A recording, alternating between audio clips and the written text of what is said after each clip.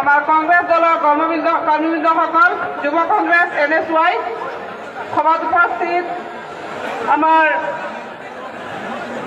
ইন্দিৰাকান্দি block অন্তৰ্গত পিয়াৰাইসকল, সভাত উপস্থিত AUDF দলৰ জিলা কংগ্ৰেছৰ সভাপতি তথা AUDF দলৰ কৰ্মীবৃন্দসকল, সভাত উপস্থিত আমাৰ যমুনামুখবাসী ৰাইজ, আইমাতৃসকল, যুৱক ও মই মুৰব্বীয়ান, আজি মই আপোনালোকৰ আগত নিৰ্বাচনী বিষয়ে দুইষাৰ কথা ক'বলৈ গৈছোঁ।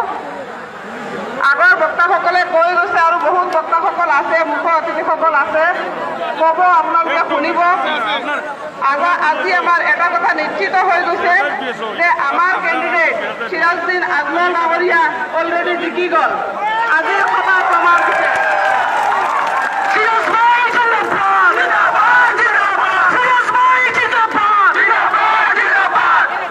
আজিৰ সভাই এটা কথা প্ৰমাণ দিছে, গেছ চিলিণ্ডাৰত যে ৰেগুলেটৰ নাই, গেছ চিলিণ্ডাৰৰ একেবাৰে গেছ অখিল গগৈদেৱৰ নিৰ্দলীয় দলৰ পাৰ্টি ৰাইজৰ দলৰ বুলি কয়, তেখেত আজি একেবাৰে হাৰি গ'ল। আজিৰ সভাখনে প্ৰমাণ দিছে, বিল্ডিঙৰ ওপৰৰ পৰা, ৰাস্তাৰ কাষৰ পৰা, ঘৰ একে বাউণ্ডাৰী ৱালৰ ওপৰৰ পৰা, খেতি পথাৰ আৰু আমাৰ মন সকলোতে খালি একমাত্ৰ AUDF মহাজোঁট, হয়নে নহয় ৰাইজ?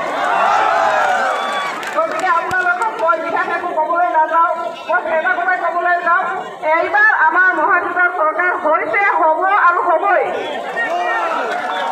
আৰু মহাজোঁটৰ চৰকাৰ হোৱাৰ পাছত মন্ত্ৰীত্ব পাম আমি চিৰাজউদ্দিন আজমল ডাঙৰীয়াক, আৰু আমি চিৰাজউদ্দিন আজমল ডাঙৰীয়াক মন্ত্ৰীৰূপে পাবলৈ গৈ আছোঁ আৰু ভোট দিবলৈ গৈ আছোঁ। তাত কোনো কৃপণালী কোনেও নকৰিব।